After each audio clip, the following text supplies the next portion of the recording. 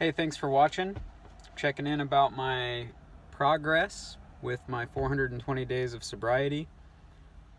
I'm not updating very much these days, in part because I've got a bunch of life stresses happening. Actually, just a one major one, buying and selling a house, in the process of getting a house I'm living in ready to be viewed, and that, all the paperwork and stuff like that goes along with buying and selling a house. So it's been fairly stressful, and perhaps in other moments of my life I would turn to drugs or alcohol to sort of escape from the reality. But I'm not doing that, and things feel fine.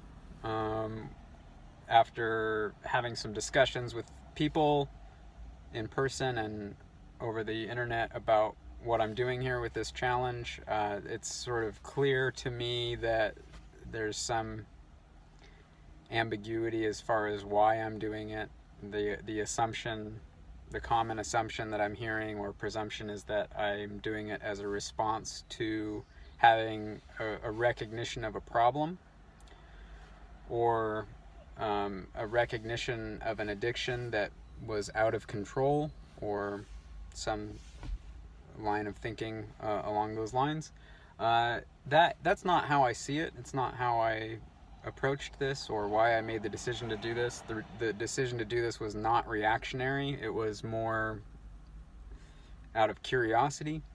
And I don't want to minimize the struggle or the impact or the addiction that others have in their lives in regard to smoking marijuana or cigarettes or drinking alcohol.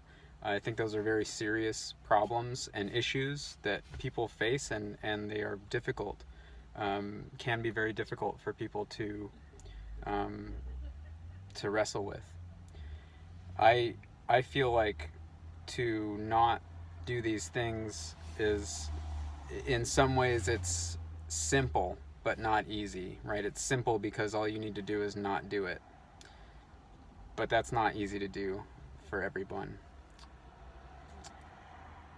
And for me, once I made my mind up to do it, I just allowed it to be simple. I allowed it to just be the way that I was going forward.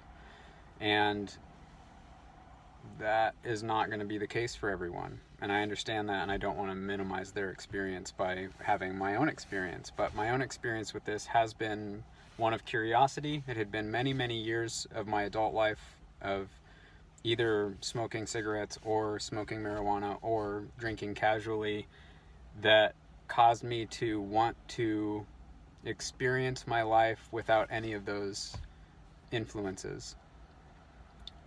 Sometimes I feel that you have to be proactive in looking at how something may be affecting you, or in my case, affecting me.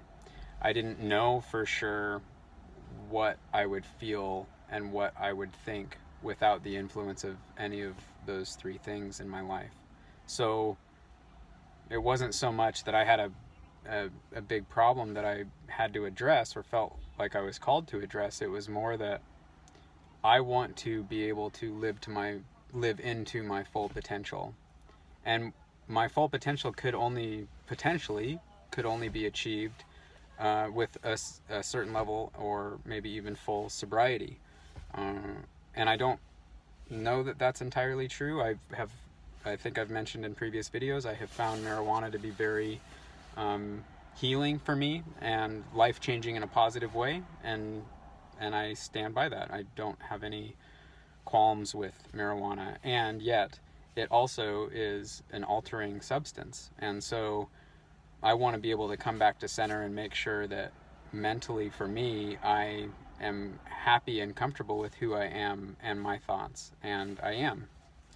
And it's nice to be able to think about things sober and not feel like my thoughts are being influenced by these drugs that are influencing.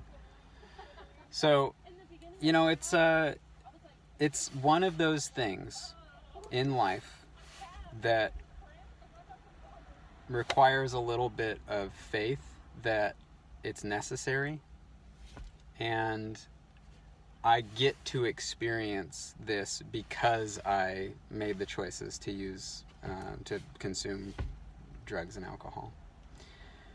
And I'm really grateful for this experience. I'm grateful for where I'm at right now, and I'm grateful for the thought process that I have to think about myself as, what is my potential? How do I want to live into my potential? I think potential is a really interesting thing, regardless of its connotation with altering drugs or altering consciousness. You know, potential for me is this idea of, in moments that I am at my very best, that is my potential for all the time, right? And so when I'm not living into my potential, that's when I'm, struggling or having negative thoughts or whatever it is. I don't mean to say that negative thoughts take away from your potential or take away from my potential, but I tend to want to stay into positive thinking. And don't mistake that for being unrealistic. Positive thinking does not replace reality for me.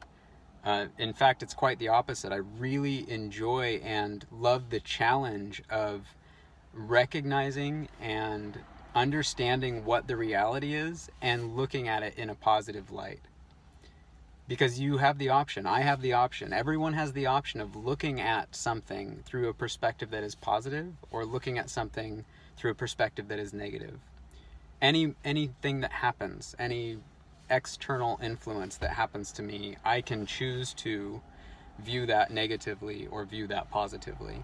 And a lot of those negative and positive thoughts, that takes time to develop the ability to choose to respond negatively, or the ability to think negatively, or the ability to respond positively, or the ability to think positively about those things. That takes effort, and it takes constitution of will over years of practice. And I just, now I feel like I'm rambling, but the truth of the matter is it's all interconnected.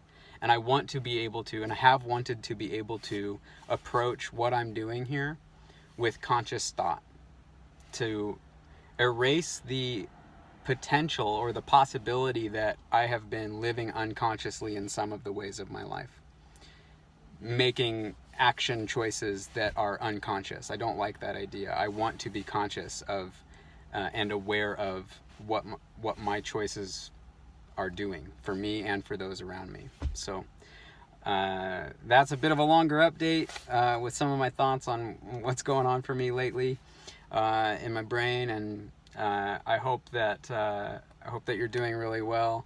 Oh, and then I'll leave you with this. A couple things. Some people made some requests, and I'm going to answer those right now. Number one, what am I dreaming about? Well, all my dreams are really forgotten after a day or so. I'm not keeping a dream journal because I'd rather spend my time dreaming more than writing about my dreams that I'm having, so I sleep in to some extent. And then two, someone had asked me, that they're curious about other people's perception of me sober, not using any of these substances, versus when I was using them. And I really only have received feedback from one person, in person, face to face, and they said that they absolutely noticed a difference, and that the difference that they noticed was that in conversation, looking at my eyes, it seemed to them that I was about a half an inch closer to them. So thanks, Sean, for that. And I hope you have a great day, great week, great month. Enjoy the summer. I'll check back in before the summer's over. All right.